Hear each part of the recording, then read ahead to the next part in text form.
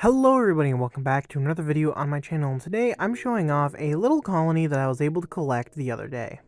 This here that you're looking at is a Formica obscuriventris colony. I got one queen out of the colony, and these are her workers. As you can see, they are definitely polymorphic. That means that there is, some workers that are smaller and some that are larger. The smaller ones actually take care of the brood, and the larger ones are more or less permitted to going outside and looking for food. I collected this colony from an absolutely massive nest of these guys that had probably many more queens than just this one, and I wasn't really happy with the amount of workers that I got, so I went in and went for a second round. This group of workers was collected from the exact same colony as my last one, so it would be completely fine for me to go ahead and introduce them to the rest of the colony. This was about a day after me fully collecting them. You can see these larger pieces of brood here are actually just a late brood. They start flying in July, and I guess I managed to collect a ton of it. Of course, it was a little bit of an accident because a late brood doesn't really have a purpose in a nest besides for, oh look, the colony is mature. So honestly, I don't really know what I'm going to do with them, but I mean, hey, I have a late brood. Formica obscuripes are kind of known for just absolutely taking over entire areas, like huge areas in forests, just filled with their colonies and their nests. In some parts of forests, they are actually the dominant ant species, making sure to control massive swaths of areas, and being pretty much the only ant that you can find in the area besides for cryptics. Also, their nests are practically invisible, besides for when you accidentally step on them, or like what I did with this colony, accidentally flip a rock that had them under it. Of course though, you will know when they are in an area because they will be the only ant that you're going to be seeing just constantly foraging in an area, making trails, dragging back food, and just generally being menaces to the area. These are both some of my favorite Formica and also some of the most annoying depending on what you're looking for. So far, the colony has been doing pretty well since I've gotten them collected. I've managed to get them some sugar water into them, and obviously, as you can see, they are eating decently well when it comes to protein. Also, these ants are incredibly strong. Like, they are super strong, and they are so aggressive. Like most parasitic Formica, these guys do not mess around when it comes to food and defending their nest. The slightest of vibrations or the slightest of nudges to workers will immediately send them onto a frenzy of spraying acid into the air, trying to hit you with that acid into the eyes and making you breathe it in and making you cough a bunch. Formica obscuriventris is a part of Integra group, and Integra group is pretty much a species group made up of temporary parasites. So basically that means that these guys are non-slave making, so, well, they can be. I don't think there's any documentation of these guys actually creating slaves. However, some temporary parasite species, such as that of Formica rufa in Europe, are known to still, enslave workers of a different species. However, it is not necessary for them to do so for them to continue living and for the colony to prosper. So all what the queen has to do is infiltrate a colony of Formica substracia or, any other type of Fusca group, and then the workers of that colony, once, she kills the queen, are just going to recognize her as the queen and think nothing is wrong. And then slowly, as they die out and as they start taking care of these new eggs and stuff, these red workers are going to start taking over the nest. As time goes on and as the colony matures and all that, they'll eventually start producing a late brood, and of which they'll have their flights in July, and then some of the queens that they release will return back to the nest and pretty much become other queens, which makes you have a polygynous Formica species that is also a social parasite. And this is something that many, but not all, Integra group species do. In fact, some species outside of the species group, such as Formica execta group, are known to do the exact same thing as well. Namely Formica exectoides and Formica ulci. Anyways, let's get back to the colony. As you can see, there has already been a decent batch of eggs already laid by the queen. Now, she has pretty much just moved into this nest literally 24 hours ago as I was recording this, and she is already laying eggs, which is pretty impressive.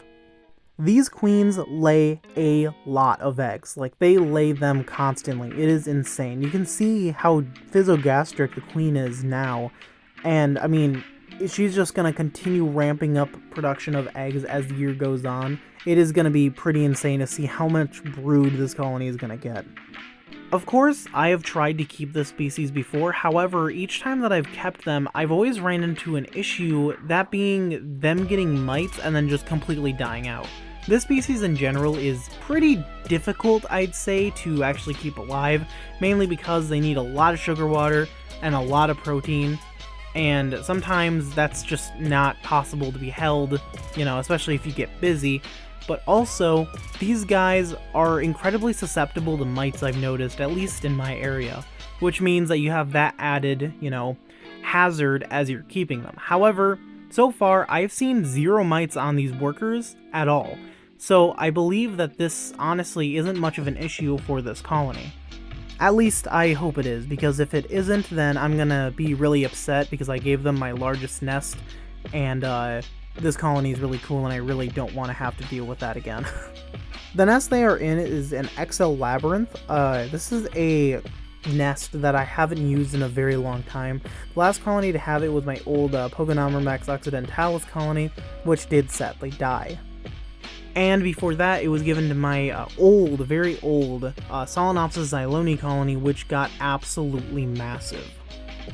So I'm hoping that this colony here is going to live up to that dream of the Solenopsis xyloni, and also just exceed and excel in this nest. I've always wanted to try and keep a colony of these guys because they're honestly absolutely everywhere, but each and every time that I've kept them, it has always failed, so hopefully this time it goes pretty well. This colony in total, I'd say, probably has around about 1,500 workers at the moment, and honestly, it's just set to grow from there.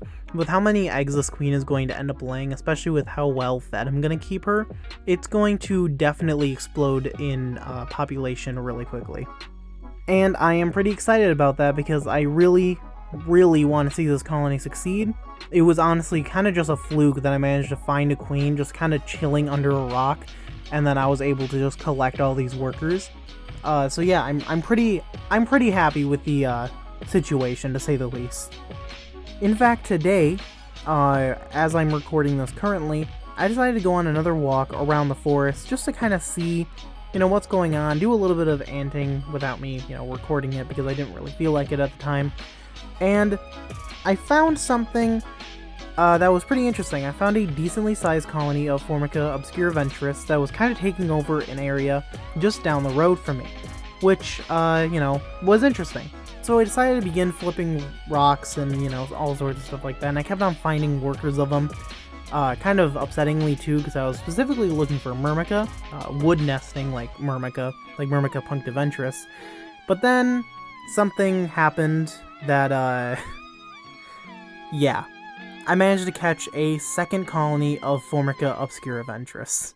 So now I have not just one, but I have 2 colonies of them, and yeah, I was definitely not anticipating me catching a second colony.